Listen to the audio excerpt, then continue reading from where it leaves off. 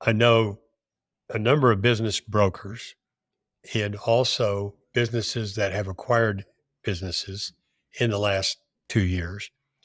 And they all say, I don't know how to phrase this, the biggest opportunity to turn a company around is to go in and cut out the dead weight. Okay. Hmm. That's how hedge funds get the reputation as being hatchet men, right?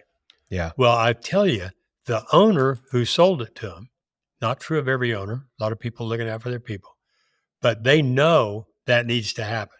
These people Yeah. need to go. They're not earning their way.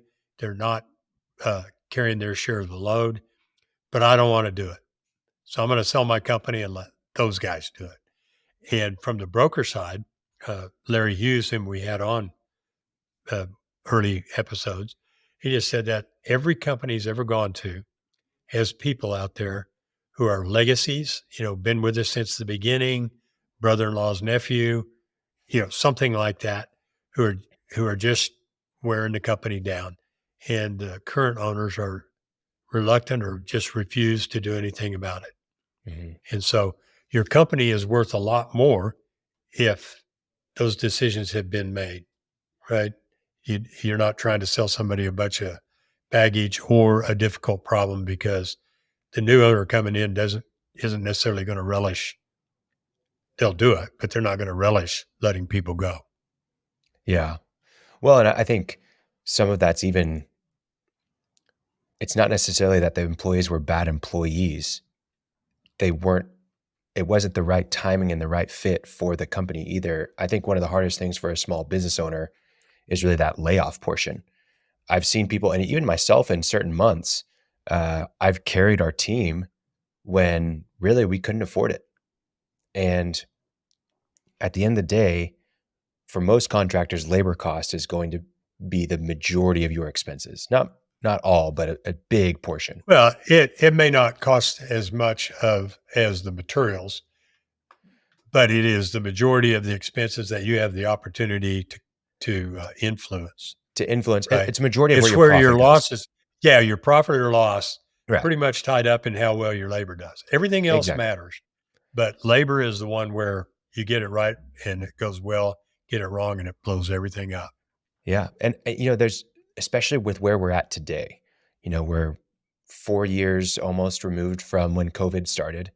We're about well, even if you talk about ERTC money, we're only like a year or so really away from when the last of the stimulus money was sent out. And there's a lot of contractors out there that got a lot of money from the government, and they use that money to hire new employees, to add to their Right. overhead, um, to add a new truck and a new crew and all this stuff. And it was that money that was really funding that. It wasn't the actual predictable revenue month to month growing that was funding the growth of your growing team. And so with that, now there's people, and there have been people that are realizing, man, we've got some extra weight that we actually can't carry.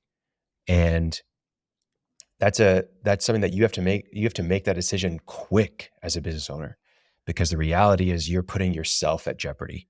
You're the one that has the risk of your credit, of, all the different financial burdens of the company are placed on you as the business owner, not on the employees. And so if you don't trim the fat, and maybe it's not the fat, maybe you're having to cut some muscle, but if you don't take care of that and get yourself in the right shape as a business, you're only setting yourself and your family up for failure. And so that's a big one that I think a lot of small businesses are reluctant to, that they feel bad about, is that it's a great person. It's okay to let go of a great person if it means a healthy business, in my opinion. Right. Yeah. So, Yeah.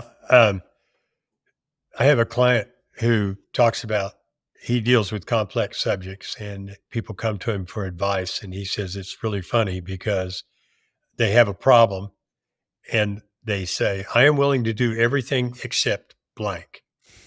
Well, guess where the problem was? It's in the blank. it's in the blank. That's what you have to do. And that really is true for employees. I'll do anything except I don't want to fire anybody. And if you have to do it You look at extremely successful business owners, or I do anyway, really, really successful business owners, people who are out there making it, but not just blowing it up, and people who fail. And I go, what's the difference? And a lot of times, we had an episode on this, but one of the things is about being decisive. And it can boil down very simply to something like that. Those three people are not getting it done. Let them go. Yeah. That's what the successful person does. The other one goes, I'm going to keep them. Oh, I'll let them go someday. And the bad one never lets them go and goes out of business. And then when you look at the evolution of those three business owners, you go, letting go of three people was a 1 minute decision one day out of the last 5 years or 2 years. Mm-hmm. But that's the one, Yeah. right? It didn't make the news. There was it didn't suddenly vault your profit and loss statement into the stratosphere, but it was a decision around people made quickly. And like you say, get the Band-Aid off. Three people are working elsewhere. You're working with three people down. Like Elon Musk, when he bought Twitter, he fired 80% of the people. It's crazy. And they said, what are you going to do? He goes, well, they weren't doing anything. I've got a client in another state who we finally got rid of two people, and their production actually went up.